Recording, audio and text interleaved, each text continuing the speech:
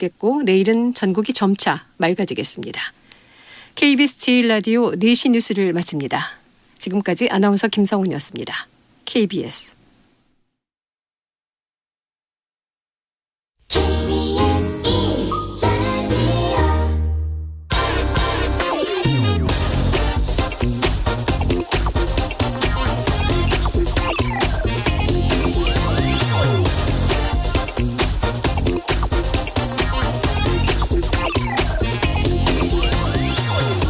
오늘 아침 일찍 부동산 시장 점검을 위해서 관계부처 장관 회의가 열렸는데 홍남기 부총리가 이런 말을 했습니다.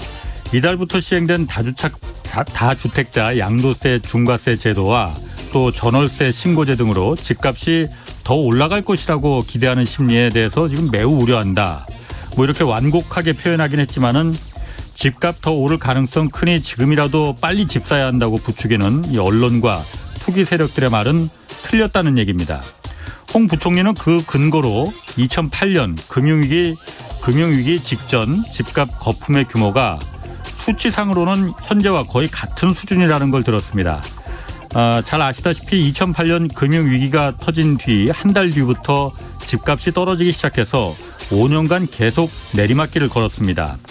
당시 곳곳에 미분양 아파트가 넘쳐 흐르고 재개발지구 지정을 앞다퉈서 철회하는 그런 사태가 벌어졌었죠. 홍 부총리는 미국에서 부동산을 비롯한 자산시장 과열을 우려해서 양적 완화, 즉 돈풀기를 예상보다 빨리 축소시킬 가능성이 있다. 이는 곧 미국뿐 아니라 한국의 금리도 올라간다는 말이고 국내에서도 이에 대비해서 다음 달부터 개인별 부채비율 관리를 강화하는 그런 제도가 시행된다. 이렇게 밝혔습니다. 미국도 그렇지만 우리나라도 2달째 물가가 예상보다 훨씬 가파르게 오르고 있습니다. 과도한 물가 상승이 계속되면 그게 바로 인플레이션이고 인플레는 곧 금리 인상을 동반합니다. 큰돈 대출받아서 집 사는 결정 지금은 정말 신중하게 다시 한번 생각해 봐야 합니다. 안녕하십니까. 저는 경제와 정의를 다잡는 홍반장 KBS 기자 홍사원입니다. 홍사원의 경제쇼 출발하겠습니다. 유튜브 오늘도 함께 갑시다.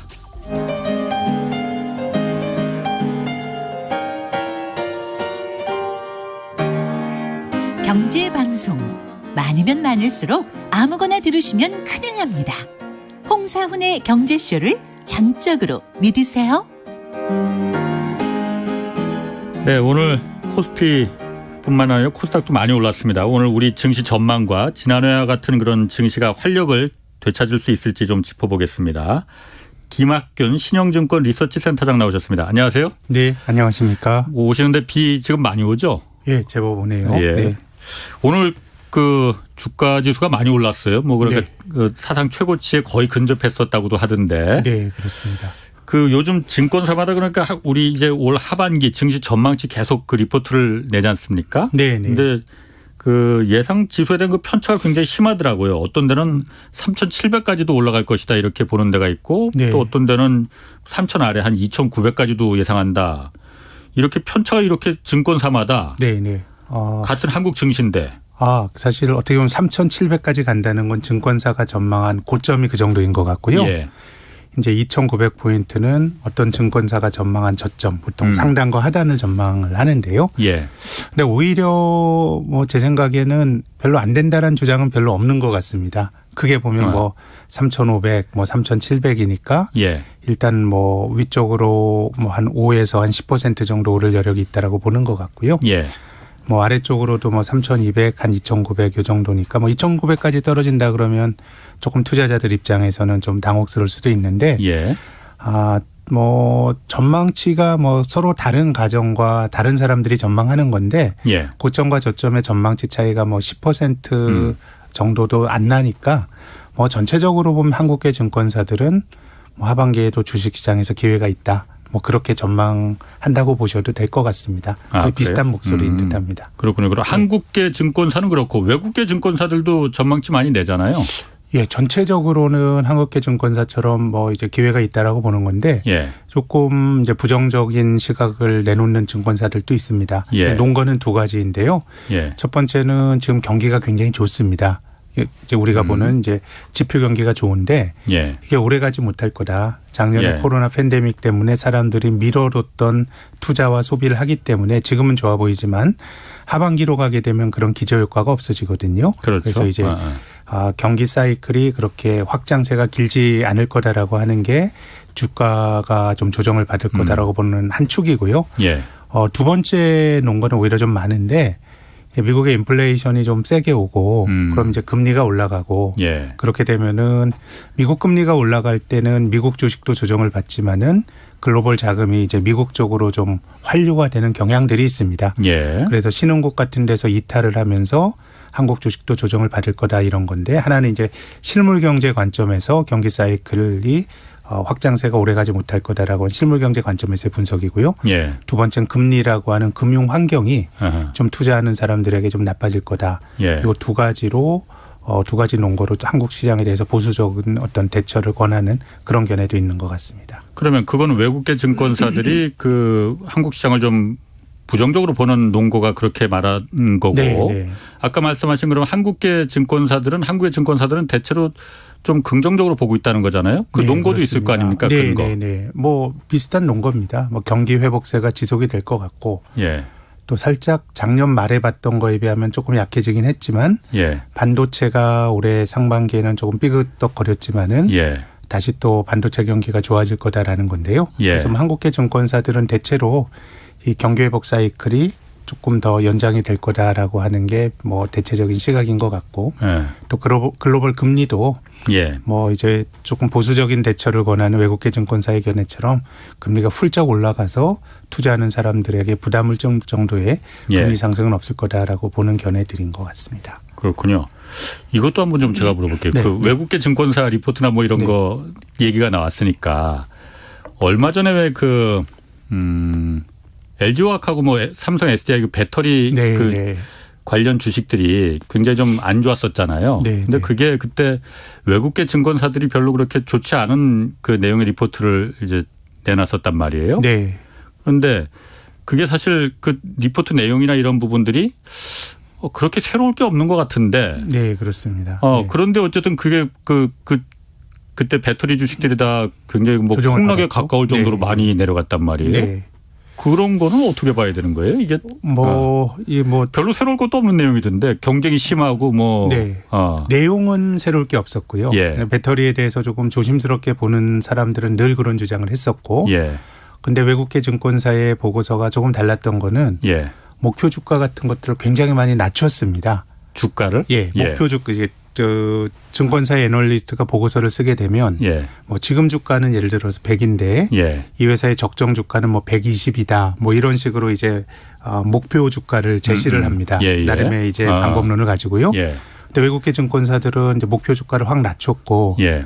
지금 형성된 주가보다 주가가 더 낮게 평가를 하다 보니 조금 뭐 논리라기보다는 어떤 그런 행위들이 배터리 주식들은 뭐 작년부터 많이 올랐거든요. 예. 그러다 보니까 좀 주식을 팔고 싶은 사람들에게 좀 이제 매도 욕구를 자극하는 측면이 있었던 것 같고요. 예.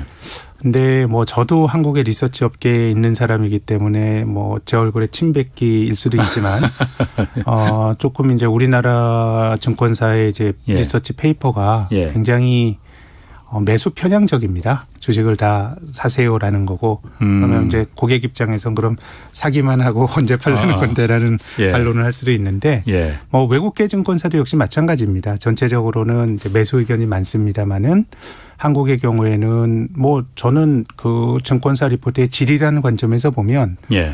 한 15년 전만 해도라도 외국계 증권사가 보면 좀 참신하네 이런 평가를 할 수 있었는데 예.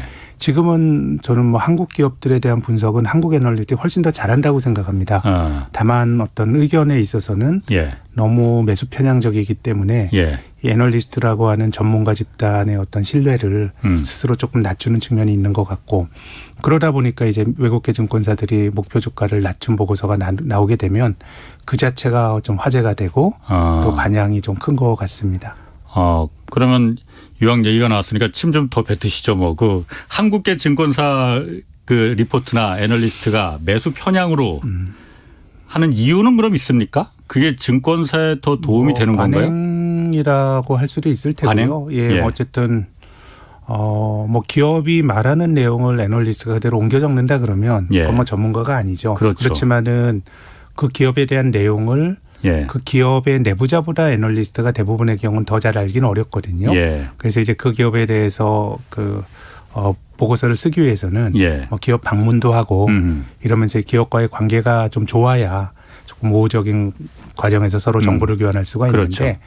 뭐 그렇기 때문에 스스로 기업과의 어떤 관계를 애널리스트가 좀 생각하는 측면이 있고 그럴 수 있겠네요. 또 지금 기업들이 돈이 많습니다. 예. 뭐 한국 가게는 빚이 많고 물론 예. 이제 부자들도 있지만 그래서 예. 증권사들이 하는 비즈니스가 기업과 관련된 비즈니스들이 굉장히 많습니다. 그래서 이제 법적으로도 예. 증권사가 하는 비즈니스와 애널리스트가 하는 분석은 서로 다른 영역이거든요. 예. 비즈니스 때문에 그것과 연관이 지어서 이 분석을 한다 그러면 그건 뭐 잘못된 것이고 예. 처벌받도록 되어 있습니다. 차이니즈 월이라고 하는 명확한 예. 구별이 있습니다. 되어 있지만 예.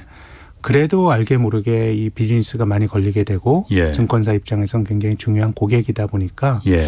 애널리스트들이 조금 그 기업에 대해서 부정적인 의견을 내는 거에 대해서는 좀 그런 연습이 전 업계가 좀 잘 안 돼 있는 것 같습니다. 뭐 제 생각엔 뭐 그렇게 해도 된다고 생각하고 예. 또 그게 전문가 집단의 어떤 그 신뢰도를 높일 수 있는 거라고 생각을 하는데 아무튼 뭐 현실은 좀 그렇지 못한 것 같습니다. 그렇군요. 그럼 어쨌든 외국계 증권사의 리포트와 국내 증권사의 리포트하고 이렇게 좀 뭐라고 해야 될까요? 좀 이렇게 보완해서 보는 그런 시각도 좀 필요하겠네요. 그러니까 말씀하신 그렇죠. 걸 들어보면은 네, 네.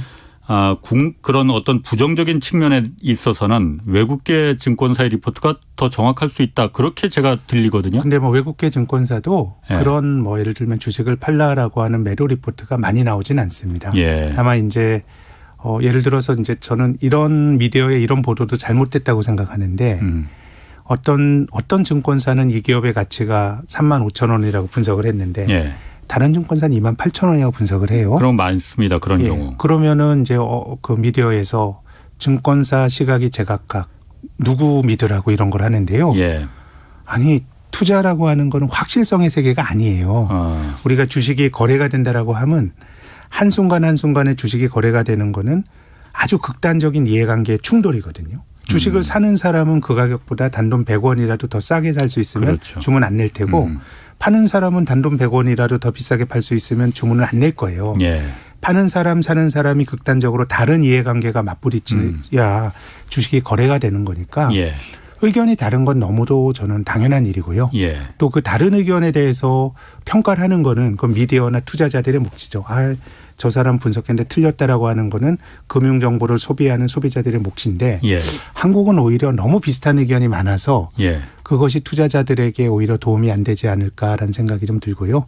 투자자들 입장에서도 뭐 애널리스트가 전망하는 건 예언하는 게 아니고 전망할 뿐이거든요. 예. 많은 가정을 가지고 예. 틀릴 수도 있고 예. 또 틀리는 게 다반사이고 그렇다 그러면 정보 이용자 입장에서도 이 각각의 주장들의 어떤 포인트들을 잘 보고 서로 다름을 이해하고 거기서 본인이 또 선택을 하는 과정들이 조금 성숙한 문화가 아닌가라는 생각을 하게 됩니다. 그 주가 전망이나 이런 부분에 대해서 하지 않는 증권사들도 있죠. 저희 회사가 하지 않습니다. 주가 지수 전망을 하지 않는데요. 왜 이유가 있어요? 뭐 주가 지수라고 하는 게 어떻게 보면 그 증권사가 시장을 바라보는 어떤 시각을 보여준다는 점에선 굉장히 쉬운 소통의 도구입니다. 예. 예를 들어서 신영증권이 올해 하반기에 주가 지수가 4,000포인트 갈 겁니다라고 그 주장을 하면 그건 굉장히 시장을 강하게 보고 있구나라는 정보를 전달할 수가 있는데 예. 근데 저희가 주가 지수 전망을 하지 않는 이유는 한국의 경우는 주가 지수 자체가 너무 소수 종목들의 영향을 많이 받습니다. 어떤 의미냐면요. 코스피에 상장된 종목은 한 800여 개가 됩니다. 근데 이 800여 개 종목이 종합주가지수 코스피에 동일한 영향을 주는 게 아니고요. 그렇죠. 삼성전자 한 종목이 한 20%가 넘는 영향을 주고 맞습니다. 시가총액이 큰 100개를 뽑아놓으면 종합주가지수의 85%를 설명합니다. 그게 다 끌고 간다 이거죠. 그럼요. 그럼 극단적으로 말해서 앞에 있는 100개가 잘 나가고 뒤에 있는 700개가 못 움직여도 주가지수는 올라가는 건데 예.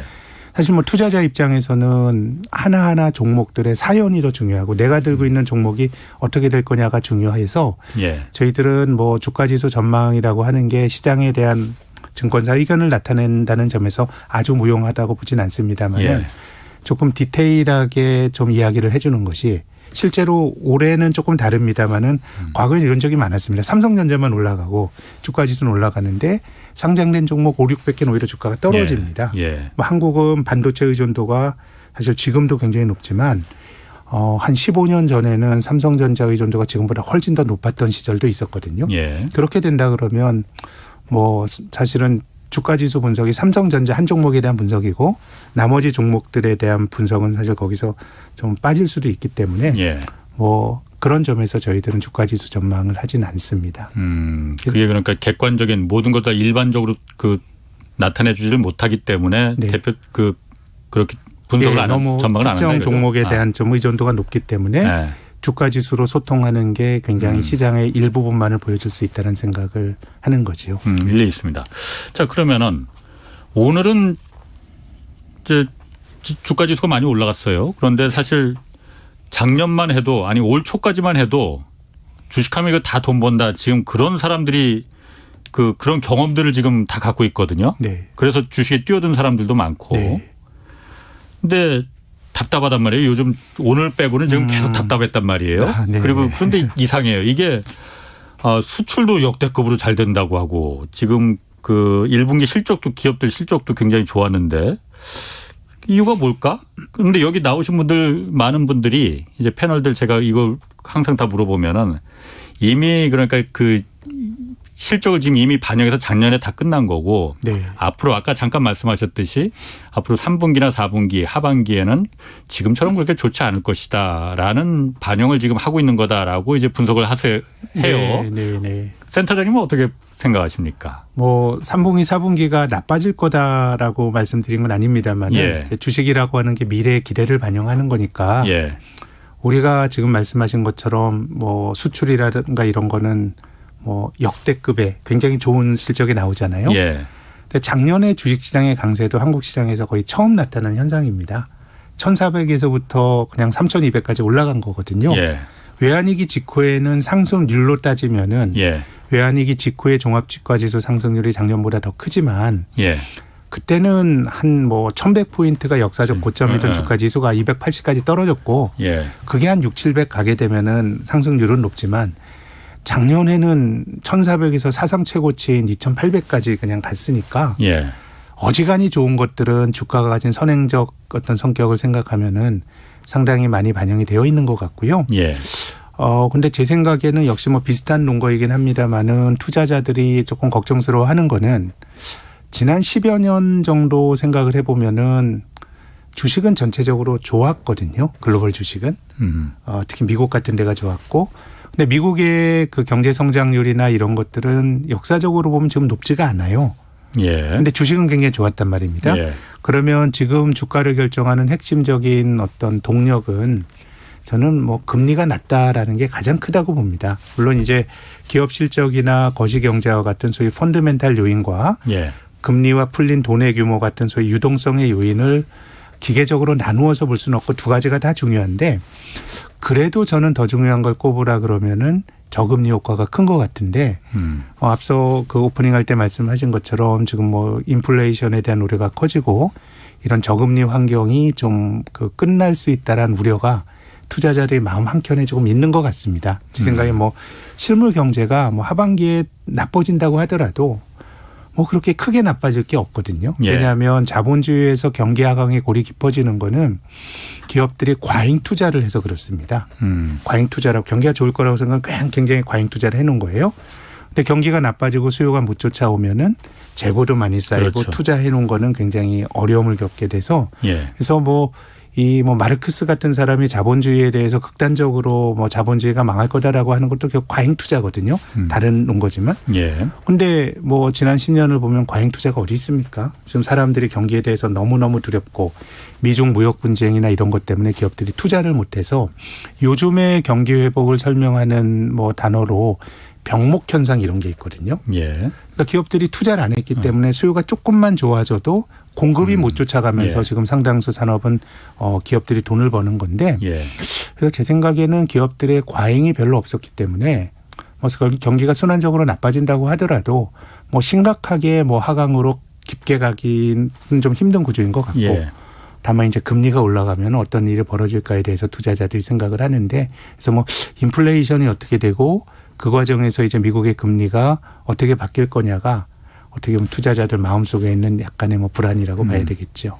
그럼 지금 아까 말씀하시는 지금 조정을 받는 이유가 그동안 조정을 받기 전에 이렇게 사상 최고치로 그러니까 역대급으로 주가 지수가 이렇게 올라가고 그런 게 어떤 실적인 실물보다는 금리의 영향이 컸다, 저금리의 영향이 컸다라고 네. 말씀하신다면은 거품이 잔뜩 꼈다는 얘기나 마찬가지 아닙니까? 그렇게 볼 수 있죠. 그러면 지금 그렇게 말하는 분들이 있습니다. 모든 자산이 지금 자산이라는 게 대표적으로 지금 부동산과 주식이었는데 지금 가상화폐가 지금 여기 또 워낙 돈이 많이 풀리다 보니까 가상화폐가 있는데 가상화폐는 지금 거품이 지금 터지기 시작하는 중이다라고 보는 분들도 있고 그럼 주식도 한국 주식이 이렇게 지금 조정기간이라고 봐야 될지 모르겠지만은 지지부진한 게 좀 오래 갔던 게 이 거품을 지금 해소하는 중이다 이렇게 해석할 수도 있습니까? 저는 이게 거품이라기보다 예. 조금 자산 가격을 결정하는 기본적인 좀 힘이 동력이 바뀌었다라고 생각하는 쪽인데요. 우리가 일반적인 그 방법론으로서의 어떤 거품이라고 하는 거는 예. 실물 경제와 자산 가격을 비교하는 겁니다. 예. 실물 경제보다 자산 가격이 너무 크면 버블이고 거품인데요. 그래서 이제 그 대표적인 잣대가 버핏 지수라는 게 있죠. 있거든요. 예. 이거는 GDP와 주식시장의 시가총액을 시가총액. 비교한 겁니다. 예. 굉장히 직관적이죠. 예. GDP라고 하는 거는 실물 경제의 규모고요. 예. 시가총액은 어떻게 보면 금융시장의 평가한 가치인데 미국의 경우에는 과거 GDP 대비 시가총액 비중이 가장 컸던 때가 한 190% 정도였는데 예. 지금은 이게 230%까지 갔습니다. GDP보다 주식이 굉장히 높게 평가를 받는 거고요. 예. 그렇게 보면 이게 과거에 보지 못했던 버블이다 평가할 수 있고요. 한국도 GDP 대비 주식시장 시가총액 비중이 과거에 높을 땐 99%였습니다. 예. 근데 지금은 한 120% 되거든요. 그러면 실물 경제보다는 주식이 많이 달렸다라고 생각을 하는 겁니다. 그래서 제가 올해 경기가 별로 중요하지 않다라고 생각하는 게 예. 설사 경기가 어느 정도 좋아진다고 하더라도 이미 주식은 많이 그걸 반영하고 있는 겁니다. 그래서 이제 그런 잣대로 보면 거품이 꼈다라는 경계를 할 수 있는데 예. 조금 앵글을 바꿔가지고요. 예. 경제에 풀린 돈의 규모와 예. 그리고 주식의 시가총액을 비교해 보면요. 그러니까 자산 가격이라고 하는 건 결국 펀더멘탈과 이 펀더멘탈을 사줄 수 있는 돈의 양에 따라 결정이 되는 거거든요. 예. 그래서 미국의 경우는 그 풀린 돈의 규모를 총통화 M2와 주식시장의 시가총액을 비교해 보면 이게 가장 높았을 때가 한 150%까지 갔는데 지금은 이게 100% 정도밖에 안 됩니다. 그러니까 GDP와 비교해보면 주식이 너무 높은데 예. 풀린 돈의 규모와 주식을 비교해보면 훨씬 낮은 거예요. 한국도 M2라고 하는 총통화 시가총액을 비교해보면 과거에 높을 때가 91%입니다. 예. 근데 지금은 한 70%예요. 그러니까 지금은 자산 가격을 볼 때 우리가 펀더멘탈 기준으로 보면 거품이 꼈다라고 볼 수가 있는데 예. 돈이 많이 풀렸으니 그만큼 자산 가격이 높아지는 게 정당화된다는 논리로 보면 이게 또 어느 정도 설명이 되니까 그래서 앞으로 우리가 자산 가격을 보는데도 어지간하게 뭐 경기가 좋고 기업이익이 늘어날 건 이미 주가에 반영이 돼 있고요. 예. 이 유동성의 환경 금리가 올라가거나 아니면 중앙은행 유동성을 줄이는 긴축 정책을 하거나 예. 이런 것들이 결정적인 타격을 줄 수 있는 거고요. 그래서 이제 글로벌 금융위기 이후로 미국 시장이 별 조정 없이 예. 길게 보면 2009년부터 횟수로 12년대 강세장인데요. 예. 그 중간중간에 미국 시장이 좀 조정을 받았던 심각한 조정은 아니지만 2011년, 15년, 18년의 시기는 그 글로벌 금융위기 이후로 미국 경기가 가장 좋을 때였습니다. 오히려 좋을 때 인플레이션이 생기고 금리가 예. 올라가니까 도리어 주식은 재미가 없었던 겁니다. 그렇기 때문에 저는 하반기 시장을 볼 때 혹은 더 길게 보더라도 지금의 게임의 규칙은 예. 실물 경제 요인보다는 중앙은행이 풀어낸 돈의 양, 금리 수준 이런 것들에 민감히 반응을 할 것 같고요. 그래서 인플레가 세게 오면서 좀 금리가 올라가면 예. 저는 주식시장도 혹은 뭐 가상화폐 시장도 예. 부동산도 안 될 거라고 봅니다. 뭐 금리가 올라가면 당연히 그거는 원래 안 되는 거잖아요. 안 좋은 거잖아요. 원래 안 좋은 거긴 한데 지금 의존도가 더 크고 예. 또 이제 금리가 올라간다라고 하는 일반적으로 경기가 좋을 때 금리가 올라가고 인플레이션이 생깁니다. 그렇죠. 물가가 올라가는 그렇죠. 건 예. 사람들이 예. 높아진 가격에도 그 물건을 사고 찾을 수 있는 여력이 그래야 있는, 예. 기본적으로 물가가 계속 올라가는 거기 예. 때문에 그래서 지금은 실물 경제 측면에서 보면은 회복기인 건 맞는데 투자자들이 두려워하는 거는 이 과정에서 자산 시장 투자하는 사람들에게 아주 좋았던 예. 이런 저금리 환경이 끝나는 게 아닌가라는 우려가 지금 이제 미국의 물가가 높게 나오고 하면서 근간에 깔려 있다고 봐야 되겠죠. 그렇군요. 지금 그 얘기 들어보니까 그 부분이 있네. 지금 거품이다라는 거품인 거는 누구나 다 지금 이렇게 높아진 거는 부동산이든 뭐 주식이든 비트코인이든 다 거품이 껴 있어라고 인식을 하지만은 과거와 좀 다른 변수가 그 자산에 대한 거품뿐만이 아니고 풀린 돈에 비하면은 네. 그게 거품이 아닐 수도 아닐 있다고 수 볼 수도 있다. 있죠. 네. 워낙 많은 돈이 풀렸으니까 네. 이거에 비하면은 이게 거품으로 봐야 되느냐라고 생각할 수도 있다 이거죠. 그렇습니다. 제가 비슷한 예를 한번 들고 싶은데요. 예. 이를테면 지금 토론토에서 잘 던지고 있는 유현진 선수가 예. 한화에서 2012년까지 뛸 때 연봉이 4억 원대였습니다. 예. 근데 지금 토론토에서 2천만 불이면은 지금 원화로 따지면 한 45배 높아졌거든요. 그럼 우리가 이제 유현진 선수의 펀더멘탈 이런 관점에서 보면 연봉이 45배 올랐는데 대전에서 던지다가 캐나다에서 던질 때 스피드가 45배 되는 건 아니잖아요. 그렇죠. 뭐 경험이 쌓이고 좋아졌지만 예, 예. 커브가 뭐 서너 배 꺾이는 거 아니고 예. 유현진이라고 하는 그 투수가 가진 본질적 가치 펀더멘탈은 비슷한데 예. 연봉을 40배 줄 수 있는 건 시장에 유현진이라는 상품을 소비하는 한국 KBO 리그의 그렇지. 작은 예. 시장과 예. 미국의 메이저리그 가면 그렇게 맞는 거예요. 예. 선동열 선수가 주니치 갔을 때 해태에서보다 뭐 연봉이 10배가 뛰었는데 뭐 슬라이더가 10배가 갑자기 더 꺾이는 거 아니잖아요. 예. 그래서 저는 우리가 펀더멘탈의 관점으로 분석을 하는 것도 정당하지만 예. 지금처럼 이례적으로 돈이 많이 풀렸다 그러면 이것도 하나의 분석의 곁다리가 아니라 자산 가격을 결정하는 어떤 가장 핵심적인 요인 중에 하나로 보고 분석을 하고 투자 전략을 짜는 게 저는 맞다고 생각합니다. 유현진 선수 비유를 들으니까는 확 와닿네요. 야구 좋아하시나 봐요? 예, 야구 좋아합니다. 어디 응원하세요? 저는 프로야구 원년 때부터 삼성 팬 한 10년 했는데요. 그렇군요. 빨간 바지 혜태 아저씨한테 너무 져가지고 이제 90년대부터 냉담자가 돼서 예. 지금 응원하는 팀은 없습니다.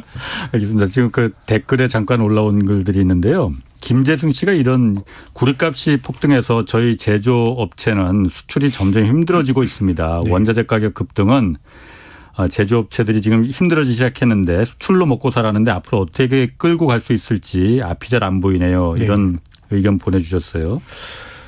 그러니까 이게 그 중앙은행이 긴축을 해야 될 이유입니다.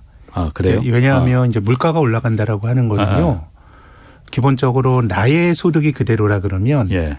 내가 월급 받아서 조금밖에 못 사는 거거든요. 구매력이 줄어드는 거거든요. 예. 그렇게 된다 그러면은 물가가 올라간다는 건 기본적으로 사람들이 살아가는데 힘들다는 겁니다. 예. 임금이라도 물가 올라가는 것만큼 탄력적으로 높아지면 좋겠지만 그래도 문제가 되는 게 임금이 불안하게 움직이게 되면 이게 진성 인플레가 생기는 겁니다. 물가 올라가서 임금 올라가요.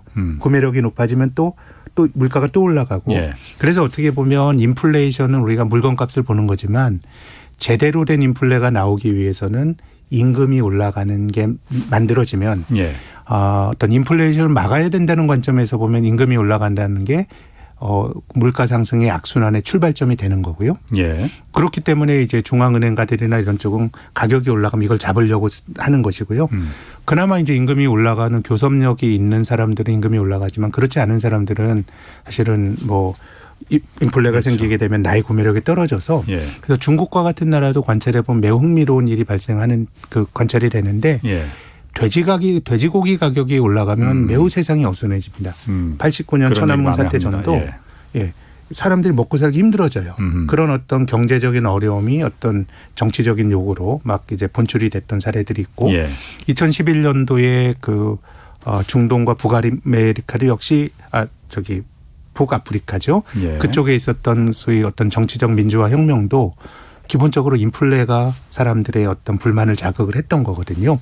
그래서 이제 중앙은행가들 입장에서는 인플레이션이 강하게 나오게 되면 그거를 좀 막지 않으면 기본적으로 임금이 올라가기 힘든 대부분의 사람들이 먹고 살기가 힘들어지기 때문에요. 예. 그래서 이제 인플레는 어느 정도 막아야 되는 거고, 근데 투자의 관점에서 보면 그럼 인플레가 제대로 생기려 그러면 물가가 올라가고 또 임금이 올라가는 인플레의 관점, 투자자의 관점은 악순환에 그게 시작이 돼야 되는데 저는 사실 뭐 인플레가 세게 안 올 거다라고 보는 쪽입니다. 임금이 올라가기 어렵다라고 보는 건데요. 예. 미국 경제가 전 세계에서 굉장히 그 글로벌 금융위기로 가장 괜찮은 경제지만 많은 이코노미스트들이 참 이상하다고 생각했던 게 미국의 고용 지표가 실업률 같은 게 코로나 팬데믹 이전에 완전 고용이었거든요. 그렇죠. 우리가 배운 경제학의 상식은 일하고자 하는 사람들이 모두 고용돼 있으면 노동시장이 타이트해지니까 임금이 올라가야 되는데 예.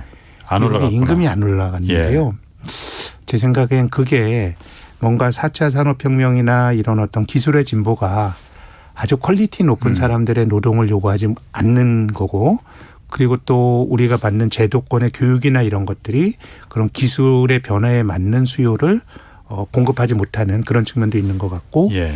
또 두 번째는 뭐 전 세계적으로 노동조합 활동이 제대로 이루어지고 있는 나라가 거의 없습니다. 예. 우리나라만 하더라도 노조 조직률이 뭐 10% 밑으로 떨어져 버렸고, 예. 일부 뭐 대기업 노조를 제외하게 되면은 전 세계적으로 노동조합의 힘이 약하고 이렇기 때문에 예.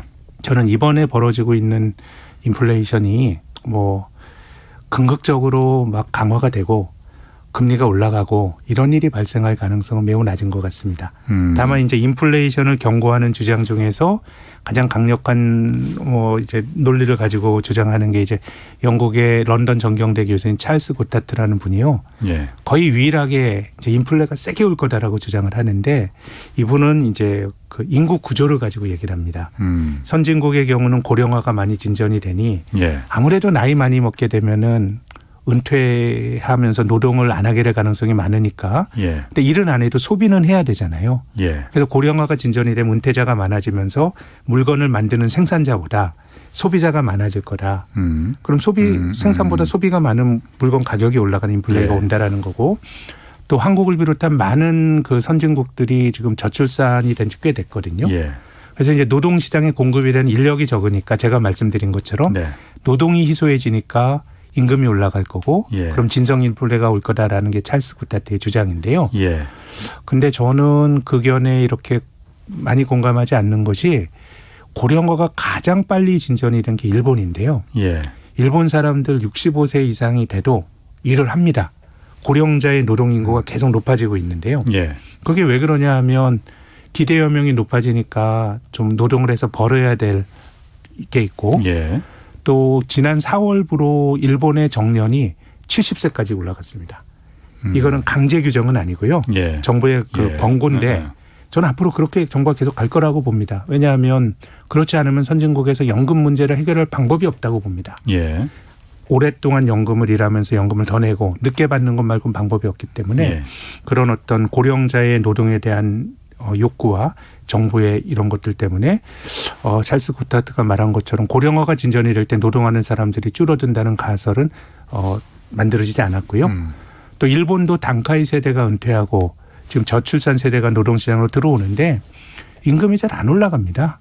일본도 임금이 잘 안 올라가고 있는데, 그게 앞서 말씀드린 것처럼 이제 뭐 기술과 교육의 괴리, 아니면 이제 지금 우리 시대의 기술이라고 하는 게 숙련된 노동을 많이 필요치 않을 수도 있는 건데, 예. 그래서 제 생각에는 인플레이션 때문에 글로벌 금융시장이 그렇게 뭐 긍극적으로 망가지진 않을 거다. 물론 이제 미국의 5월 소비자 물가가 높게 나오고 작년에 코로나 팬데믹 때문에 예. 이제 보통 이제 물가 지수가 전년 동기와 비교를 많이 하거든요. 예. 그래서 이제 4월부터 7월까지 미국의 물가는 굉장히 높게 나올 수 있기 때문에 뭐 그 과정에서 금융시장이 출렁출렁 거릴 수는 있겠지만 긍극적으로 통제 못할 인플레이션과 금리 상승으로 금융시장이 무너지는 모습은 나오기가 좀 가능성이 낮지 않은가라는 게 뭐 제 견해입니다. 인플레가 그러니까 그렇게 우려하는 것보다 심하지 않을 거다고 보는 중요한 팩터 중에 하나는 바로 임금의 상승이 네. 그만큼 따라가지 못할 거다라는 네. 부분을 지금 그렇습니다. 예상하시는 거군요. 인플레이션이 물건값이지만, 그러니까 소위 말하는 임금 없는 성장을 때문에 인플레가 그렇게 세게 오지 않는다. 네, 그렇습니다. 아, 지금 그러면은 네.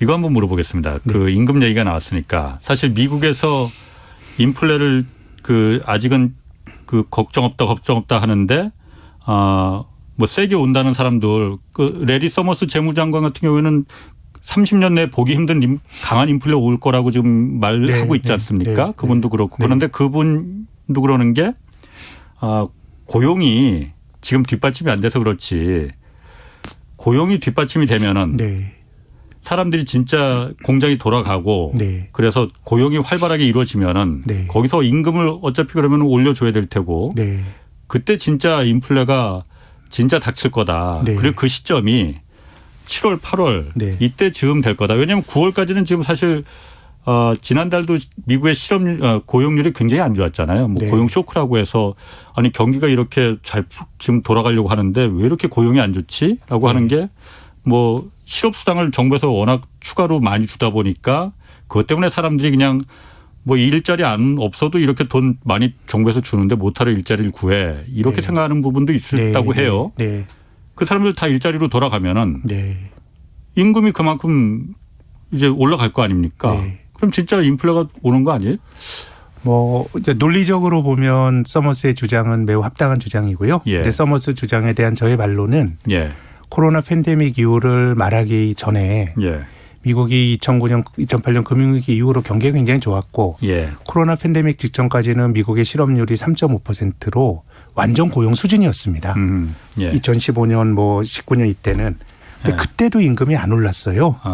그러면 이제 코로나로 인한 건 일시적인 왜곡이라고 치고 그럼 그때 임금이 안 올랐던 건 어떻게 설명할 거냐라 그러면 이미 완전 고용 수준에서도 임금이 안 올랐기 때문에 설사 정상화가 된다고 하더라도 뭐 그렇게 구조가 바뀔 만한 그런 변화는 없을 거라는 게 제 생각인 거고 다만 이제 물가는요. 아까 말씀 4월부터 7월까지 물가가 작년이 미국이 경제 활동을 거의 못했던 시기입니다. 경제 활동이 중단됐던 시기라서 7월까지 물가가 되게 세게 나올 거예요. 높게 나올 수 있습니다. 미국의 7월의 물가는 우리가 8월에 확인할 수 있거든요. 그렇죠. 그때까지는 일정 정도 기저효과라고 봐야 되고 근데 9월, 10월, 11월 기저효과가 없을 때 미국의 물가가 많이 나온다 그러면 높게 나온다 그러면 제 생각에는 레리 서머스 같은 사람의 주장도 한번 우리가 좀 곱씹어 볼 필요가 있을 것 같은데요. 근데 뭐 어쨌든 뭐 저의 예상은 미국의 인플레이션은 우리가 8월 정도 보기까지는 굉장히 높게 나오겠지만 구조적으로 나오기는 조금 힘든 거 아닌가. 그래서 우리 기본소득이나 이런 주장의 배경도 주장하는 사람들은 굉장히 다양한 정치적인 스펙트럼을 갖고 주장하지만 기본적으로 저는 인간의 노동에 대한 약간의 비관론이 들어가 있다고 봐요. 왜 기본소득을 왜 줘요? 뭐라도 일거리를 주는 게 맞는 거지. 근데 이 기술의 진보라고 하는 것이 사람들을 기본적으로 노동에서 많은 그러니까 인간의 노동이라고 하는 것이 부가가치를 4차 산업혁명 시대에 창출하기 어려운 거니까 저는 어떤 그런 약간의 조금 그 묵시론적인 비관론이 깔려 있는 게 기본소득이라고 저는 해석을 하는데요. 뭐 맞습니다. 그래서 실제로 그 실리콘밸리에 많은 그야말로 IT 기업 그 오너들이 정부에서 기본소득을 주라고 많이 주장을 합니다. 자기들이 일자리를 없애고 있는 주체들이니까. 또 뭐 그게 또 예전에 이제 자본가 중에서 그 포드라고 하는 자동차 회사에 이제 누군가 소비를 해야 되는데 그 자동차 T 모델이라고 하는 포드의 전설적인 모델도 이 포드가 노동자들의 임금을 높여주면서 이 사람이 사실 인간적으로 굉장히 인종주의자고 친구하고 싶지 않은 괴팍한 사람이지만 그런 생각을 했던 거죠. 누군가 구매를 해줘야 나도 자동차를 많이 팔 수 있다 그래서 포드의 어떤 임금을 굉장히 높여줬는데 다른 데보다 훨씬 높여줬죠. 1920년대인가 30년대 이럴 텐데요. 근데 지금은 그런 거라기보다는 그래서 아마존의 제프 베이조스가 몇 해 전에 이 다보스 포럼에서 그런 얘기를 했습니다. 최저임금을 올려줘야 된다라고 주장을 했는데 우린 뭐 계속 낮게 할 테니까 그럼 정부가 그런 구매력을 뭐 좀 높여주세요라고 하는 전 냉소적인 발언이었다고 생각하는데요. 그렇게 보면 저는 임금이 높아지면서 진성 인플레가 생기기는 조금 힘든 거 아닌가라는 의견을 갖고 있습니다. 그렇군요. 그 5457님이 이런 질문하셨어요. 그러면은 그 센터장님 말대로 인플레가 그렇게 세게 안 온다면은 세게 올지 약하게 올지 모릅니다. 사실 세게 안 온다면 지금의 거품인 부동산 시장은 어떻게 될까요? 하고 물어보셨거든요. 잘은 모르겠지만 저금리 환경이 바뀌지 않는다 그러면은 이거는 뭐 투자하기에 유리한 환경 계속 진행이 될 것 같고 다만 저는 이제 지금 일각에서는 한국에서 그런 주장하는 분이 계십니다. 이 중앙은행의 역할 중에 하나가 금융 안정 기능이거든요. 예. 버블 같은 것을 생기는 걸 중앙은행이 막으란 얘기입니다. 예. 왜냐하면 버블이 생겼다 이게 심하게 터지게 되면 나중에 후유증이 크니까. 예. 그래서 한국에서도 좀 한국은행이 선제적으로 좀 금리를 좀 올려서 예. 자산 버블을 막아야 된다라고 하는 주장도 있고 글로벌하게도 이제 그런 주장을 하는 견해들이 있는데 예. 일단 불평등이 자산 가격이 너무 올라가게 되면 불평등이 강화된다라는 말은 맞습니다. 저는 주식이 굉장히 좋은 거다라고 생각하는 것이 소액으로 투자할 수 있고 예. 기업의 부를 나눌 수 있어서 좋고 또 저처럼 증권회사 다니는 입장에서는 작년에 이렇게 투자 붐일 때 지금도 마찬가지인데 정말 연락 끊겼던 친구들한테도 전화가 막 옵니다. 처음엔 안부를 묻지만 나중에 목적은 뭐 어떤 거 사야 돼? 뭐 그런 건데 그런 건데요. 예. 그래서 제가 가진 감으로는 정말 모든 사람이 다 주식 투자할 것 같지만 예. 2019년 말에 한국의 주식 투자 인구가 600만 명이었다 그래요. 예. 근데 작년 말에 소위 동학 개미 투자 붐이 있던 작년 말에 한국의 주식 투자 인구는 913만 명이 됐답니다. 많이 늘었죠. 50%나. 근데 우리나라 인구가 5천만이고 예. 경제활동 인구가 3,700만입니다. 그거에 비하면 3,700만 명 중에 900만이 주식하는 거예요. 예. 그래서 그 미국처럼 주식을 좋아하는 민족도 주식을 안 하는 사람이 하는 사람보다 더 많거든요. 예. 그럼 기본적으로 자산시장에 대한 투자라고 하는 거는 있는 사람이 하는 겁니다. 여유가 많건 적건 간에. 맞습니다. 예. 근데 지금 제가 굉장히 비관적으로 임금이 안 올라간다 이런 말씀을 드렸는데 예. 실물 경제에서 뭔가 노동에서 소득이 잘 안 생기는 구조인데 평균적으로 보면 자산 가격만 이렇게 많이 올라간다 그러면 불평등은 커질 수밖에 없거든요. 그렇죠. 그러면 이걸 뭐 어떻게 할 거냐. 지금 예. 한국만 하더라도 집 가진 사람과 아닌 사람들은 이건 뭐 거기서 갈리는 거 아니에요. 경제적으로는. 예. 같은 대학 나오고 좋은 직장 다니더라도 집이 있냐 없냐로 갈리는 건데 예. 그래서 저는 한 2, 3년 놓고 보면 이 자산 시장에서 비롯되는 불평등의 문제를 어떻게 해결할 거냐가 굉장히 중요한 화두가 될 것 같고 예. 그 과정에서 선제적인 조금 금리를 통한 미세 조정 이런 것도 나올 수 있으리라고 보는데 예. 저는 금리를 올려서 자산 가격을 조정하려고 하는 건 매우 위험한 생각이라고 봅니다. 전 세계가 지금 부채가 많은 구조로 가서 예. 실물 경기가 안 쫓아오는데 금리를 올린다 그러면 그 영향은 모든 사람들이 받는 거거든요. 예. 그래서 저는 투자하는 사람들 입장에서의 큰 리스크는 증세가 아닌가 생각합니다. 그러니까 자산에서 번 거에 대해서는 투자자들의 오는 몫을 정부가 가져가는 건데요. 예. 우리나라도 알게 모르게 논란이 많습니다만은 부동산에 대한 과세는 계속 강화가 되고 있죠. 예. 또 주식에 대해서도 2023년부터는 양도세를 내야 되죠. 지금은 세금을 안 내지만 예. 또 미국의 경우도 법인세를 증세한다. 이런 얘기가 뭐 투자에 대한 건 바이든 행정부가 아닙니다만 하고 있죠. 예. 전체적으로 정부의 역할을 좀 줄이고 민간이 돌아가는 걸 존중해 주는 세상이 1980년대 이후로 시장 중심의 자본주의가 전개가 되다가 지금은 이제 뭐 정부의 입김이 커지는 세상이 되면서 자산 시장에서 이렇게 버는 것을 과연 정부가 놔둘 거냐라 그러면 예. 저는 장기적으로 보면 모두에게 영향을 주는 금리를 통해서 자산 시장발 불평등을 완화시키는 것보다는 증세라고 하는 게 통해서. 투자하는 사람들 입장에서는 조금 고려해야 될 리스크가 아닌가라는 생각은 듭니다. 사실 우리나라 같은 경우에 특히 이 노동소득에 비해서 자본소득에 대한 과세는 굉장히 관대하잖아요. 네. 뭐 아까 말씀하신 대로 부동산이나 주식에 대해서 좀 그 강화한다고는 하지만 그렇다 하더라도 자본소득이라는 게 돈을 버는 소득 아닙니까? 네. 있는 사람이 네. 버는 게 자본소득이지 없는 사람이 당장 밥 먹고 살기도 힘든데 무슨 자본소득이겠습니까? 그러니까 이 그렇습니다. 자본소득에 대한 과세를 조금 더 지금까지는 관대했는데 조금 더 강화시켜야 된다. 그래야만이 금리를 올리는 것보다 그걸 통해서 증세를 통해서 네. 그러니까 그 자본소득에 대한 있는 사람에 대한 증세를 좀 통해서 네.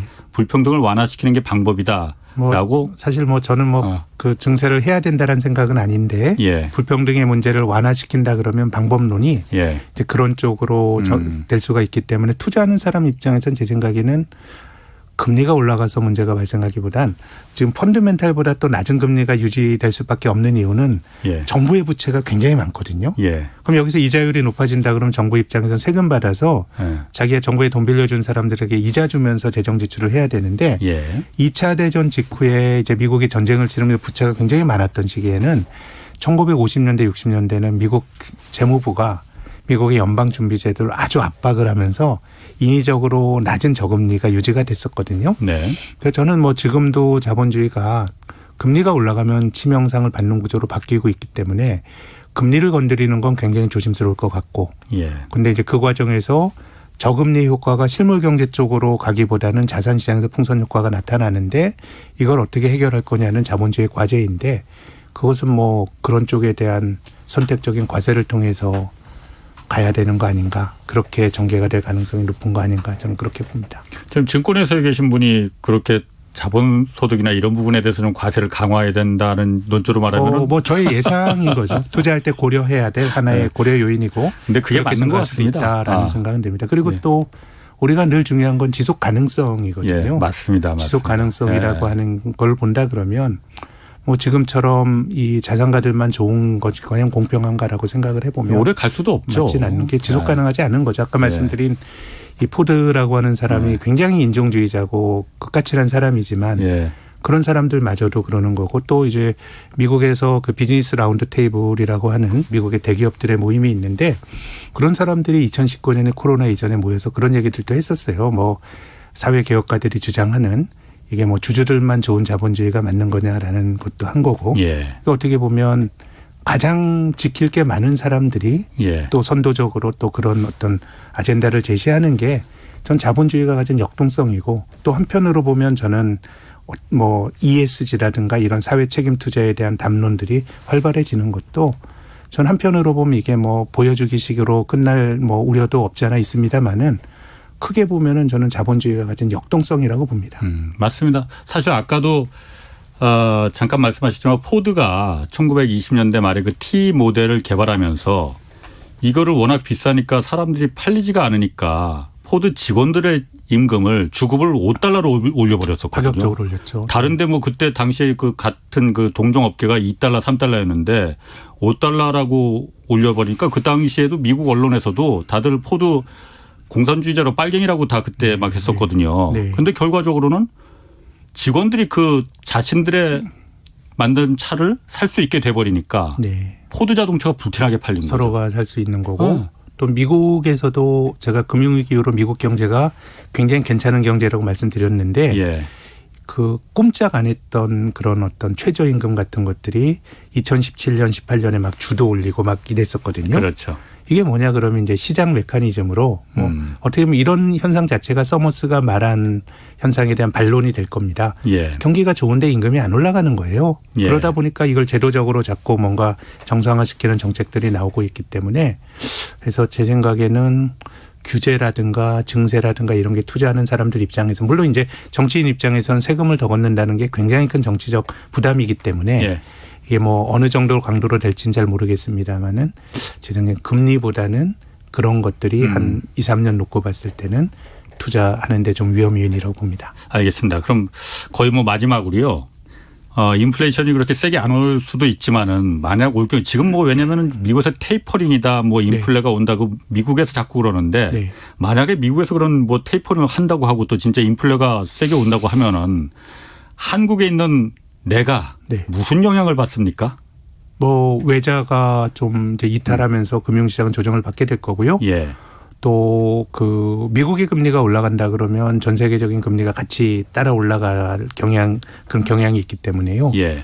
자산시장 투자한 사람들은 저는 뭐 크게 영향을 받을 거다라고 생각이 되고 예. 다만 이제 모든 사람들이 저금리에 익숙해져 있거든요. 예. 지금 한편으로 오늘 주가가 또 많이 올라간 게 뭐 그렇다고 중앙은행이 돈줄을 그렇게 뭐 세게 줄일 수 있겠어라는 기대가 들어가 있어서 예. 중앙은행이 핸들을 꺾더라도 예. 갑자기 꺾을 수는 없습니다. 그래서 미국이 2014년 1월부터 테이퍼링을 했는데 테이퍼링 얘기하고 한 7, 8개월 정도 계속 금융시장에 말을 흘리고 일종의 어떤 그 기대를 만들어 나가는 과정들을 예. 겪으면서 하기 때문에 또 테이퍼링은 돈을 푸는데 예. 돈을 푸는 규모를 줄이는 거고요. 예. 예. 돈줄을 줄이는 긴축은 또 다음 차원의 문제입니다. 그렇게 된다 그러면 유동성을 줄이는 거는 제 생각엔 시간이 좀 많이 걸리지 않을까라는 생각이 들고 그래서 그것 때문에 주식시장이 출렁거린다 그러면 예. 제 생각엔 뭐 주식을 또 한번 좀 살 수 있는 기회로 활용해야 되는 거 아닌가라는 게 제 견해입니다. 그러니까 오히려 그런 기회를 다시 한번 자신의 자산을 네. 좀 불릴 수 있는 그 네. 기회로 삼을 수가 있다 이렇게 네. 보시는 그리고 건가요? 8, 9월에 미국의 물가가 굉장히 중요하다. 예. 그때 물가가 안 꺾인다 그러면은 이거는 이제 제가 말했던 재회 조언이 틀릴 수도 있기 때문에 그 뭐 저도 잘 봐야 되고 지금 우리가 가을철에 볼 미국의 물가를 좀 주목해서 보시라는 조언을 드리고 싶습니다. 당장 이제 며칠 있으면 내일인가 모레도 또 이제 5월달 미국 물가 지수가 어떻게 되는지 나오잖아요. 네, 그렇습니다. 그것도 좀 주의 깊게 봐야 되겠군요. 네. 네, 알겠습니다. 오늘 말씀 아주 제가 감명 있게 들었습니다. 아유, 김학균 신영증권 리서치센터장 함께했습니다. 자, 이만 마치겠고요. 저는 내일 다시 찾아뵙겠습니다. 지금까지 경제와 정의를 다잡는 홍반장 홍사원의 경제쇼였습니다. 투표는 헌법이 보장한 국민의 주권이에요. 제 민주주의 가치에는 좀 반하는 거예요. 아니 그리고 성문법의 법과 양심에 따라서 헌법의 기반을